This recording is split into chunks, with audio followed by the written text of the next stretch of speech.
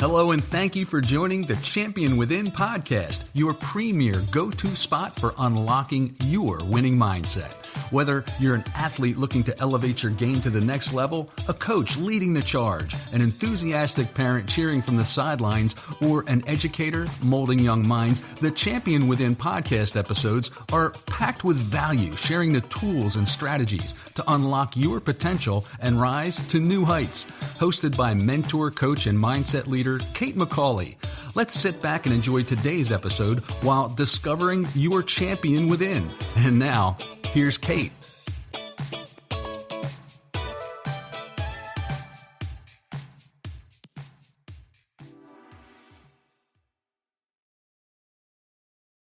I'm the oldest of 4 kids. My 3 brothers and I would love to wait at the top of the steps to come down for Christmas morning. As we got down and saw all of the presents beautifully wrapped under the tree, it was within minutes that wrapping paper was everywhere. I remember it being in the air, just pushed and turned upside down in that room.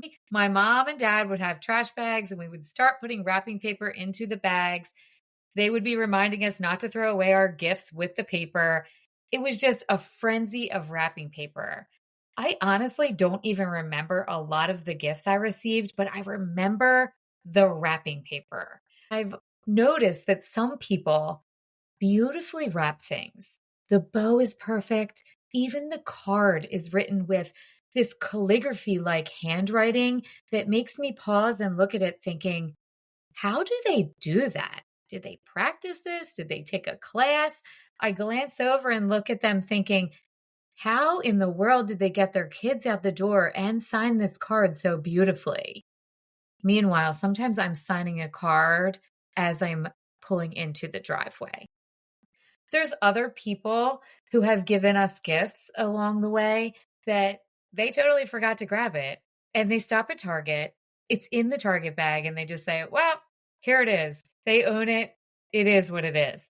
Both of these gifts have wonderful things inside. I think this relates very much to feedback and how you receive it and what you do with it. On Christmas morning, after we had that frenzy of the wrapping paper, we would head to my grandmother's on my mom's side. I come from very big families. My mom is one of 6. My dad is one of 7. My brothers and I were pretty lucky. We were in the top tier of the oldest cousins. My mom and dad are the oldest on both sides. There are a couple cousins who are sprinkled in between my younger 2 brothers, but for the most part, the 4 of us are the oldest ones. That means that our aunts and uncles, our grandparents, they all were buying gifts for us. It was more wrapping paper everywhere on Christmas. I remember pushing the gifts into the station wagon at my grandmother's house when we were leaving Christmas night. It was just the fun of opening and being with everyone. Wrapping paper in the air. It was magical. During our family parties, my Aunt Mary always joined us. She was my grandfather's sister. And as a young kid, I didn't know any different. She was just Aunt Mary. As I got older, I noticed that Aunt Mary would occasionally say some things to my grandmother that would cause my grandmother to turn her head and just politely walk away. In fact, some of these things that my Aunt Mary said, if she had said to me, there would have been a response that came with a fierce tongue. But not my grandmother. She was just so kind. I noticed as the years went by that there was a little tension there. We really did love having Aunt Mary at all of the events. As I got older, I was more curious about Aunt Mary's journey. I asked my mom, how come Aunt Mary is always here with us? I know she's Grandpa's sister, but how come she never got married? She seems like she has fun. She liked to drink. She would go out with her friends. She always was telling us about these adventures that she was going on, and we saw pictures. She lived a pretty fun life, in my opinion. In my late teen years, I heard the story that my Aunt Mary did have a long-term boyfriend who proposed to her. But my great-grandmother told her she could not get married. There was a lot of things related to that story, but The long and short of it was that they really wanted her to be there to take care of the family, and they didn't want her to get married. They expected her to be helping with their family. She said no to this love of her life. And that broke my heart for my Aunt Mary in many ways. And I looked at her differently. I knew why my grandmother just turned her head instead of saying something back. Now, my Aunt Mary loved to give gifts, but she wasn't always the greatest gift giver. Just like I was talking about in the beginning, it wasn't necessarily the wrapping paper with my Aunt Mary. It was what she gave you and how she gave it to you. As we got older, probably those elementary years, maybe even early high school for me, my Aunt Mary would ask my mom for ideas. What should I get the kids for Christmas this year? One year, my mom suggested boogie boards. My Aunt Mary had a house in Seattle City, New Jersey, and we loved going to the beach house. We would hit the beach as early as we could, collecting shells, and ride those waves all day long. She took my mom's advice and she got us boogie boards. Each year, when my Aunt Mary gave a gift, my one brother, the third one in line, always seemed to get a gift that was a little bit different than ours, and he started to notice it. 3 of us received boogie boards that were the really cool boogie boards, the kind that had the leash, that had the Velcro. It could attach to your wrist or to your foot like you were a real surfer. They had the slick bottom that just would glide in as you rode that wave all the way to shore. Really cool designs on them. The brand name boogie boards. Exactly what we wanted. My brother, who is third in line of the siblings, he received a basic boogie board. It wasn't really the low-level kickboard type, but it was the first edition type boogie board, the styrofoam. It did have the fabric across it. It looked like it had stripe colors on the top, but it didn't have that bottom slick part that would let you glide in. As he opened it, he was grateful and thanked my Aunt Mary, as we all did, but we knew that he wasn't as happy as the rest of us because we got the cool boogie boards. That night, she said to us, "Oh, I thought you would love this one." She had some reasoning behind getting that boogie board for him. She actually went on to say that the 3 of us who got the other boogie boards, she wasn't even that familiar with them, but she saw this other one that she actually knew, and she knew that was a good one. And he thanked her, but on the ride home, he was pissed. Why did I get this one? Why didn't I get the updated version? He wasn't happy about it. Fast forward to months later, when we're down the shore, we get into the ocean and we're all boogie boarding, had a great time. We're there maybe the second day, third day. By the time we had used the boogie boards, maybe the second weekend we were down there, the leashes started coming off a little bit.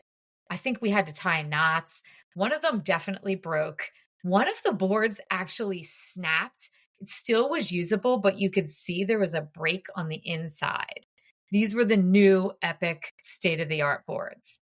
Guess whose board lasted and actually worked better than the rest of them?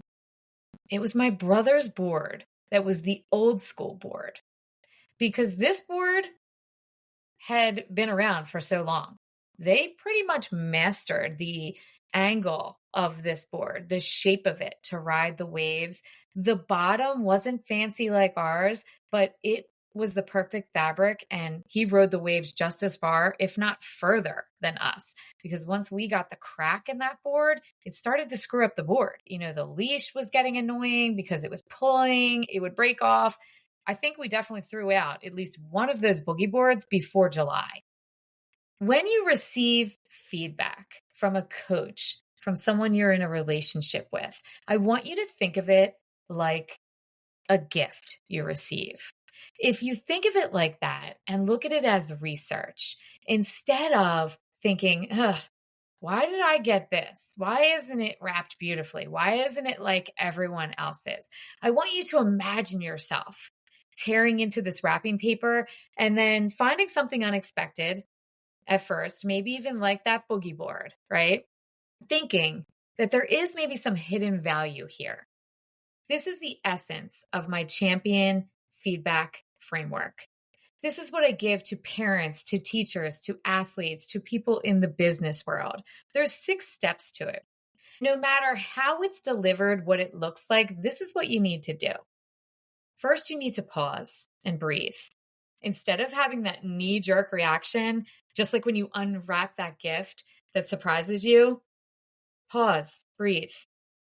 Don't get emotional about it because we can take things personally, right? Why does she always give me this gift? Instead of getting defensive, try not to take the feedback too personally. Unwrap it fully. Sometimes the packaging can be rough, but there might be something unexpected in there.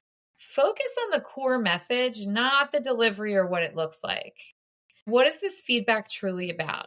There might be layers. Uncover the intent there. Always thank the giver of this gift, this feedback, because they do come from a place of care and love. I know it might not always seem like that at the time, but in most cases, when people are trying to tell you something, give you feedback, it is from a good place. Even if it's tough feedback, they do want to help you. They want something to improve. They care about this situation or you, and they deeply, deeply want to see an improvement in most cases. I know there is a rare time that could not be the case. I want you to assess the fit, kind of like this boogie board. Maybe it doesn't match your style.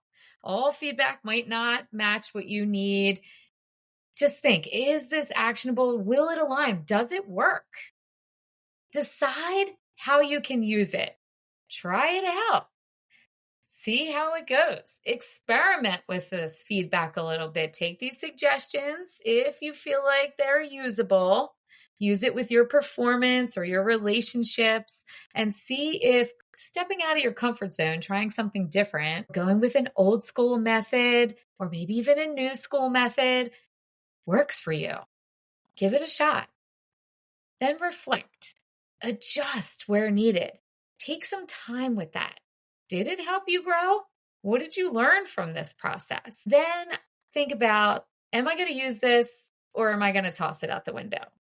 I do want to share with you, one year, she completely forgot my third brother in line there, and we got gift cards. We were older, teenagers at this point. Some of us were in college, and he got a dancing chicken. I have no idea what she was thinking with that dancing chicken. She was getting a little older. The rest of us got gift cards. I think some of us might even have gotten cash, and he got a dancing chicken. He was pissed. On the ride home, he threw that dancing chicken out the window. Sorry, I'm letting the secret out. Sometimes when you receive this gift of feedback, like that boogie board, that was the old school boogie board, there's actually things there that are useful. But sometimes when you get feedback and you pause and you breathe and you reflect and you go through the 6 steps of my feedback framework, and you realize, nope, this isn't for me, you got to throw it out the window. Maybe not literally, but figuratively. It's okay to throw the feedback out the window, but you still need to thank people and go through the rest of that process. Don't just throw it out the window right away. Give yourself the time to go through the 6 steps. Of the 4 of us, between myself and my 3 brothers, the only one of us who actually would be considered the one who learned how to truly surf was that third in line. The one who got the old school boogie board. When we were in college, we lived in a beach house together. He spent the majority of the summer riding the waves on the real deal surfboard. The rest of us have probably tried surfing at some point in our lives, but he had a surfboard, he went out, and he was a surfer. Maybe my Aunt Mary Knew a little something. Think about that when you get feedback in life. It's a gift. Unwrap it. Go through the 6 steps. If you want these 6 steps, I actually put a blog post on my webpage about it in a diagram because we don't always just have to write things down. If you want me to send it to you, I made a little guide for you so that you can use this with your students, with yourself, with your athletes, however you want to use it. Just use the link in the show notes and you'll get it sent right to your email. Well, I'm rooting for you always. Thanks for hanging out with me today on Speedy Sunday. Go crush your week ahead.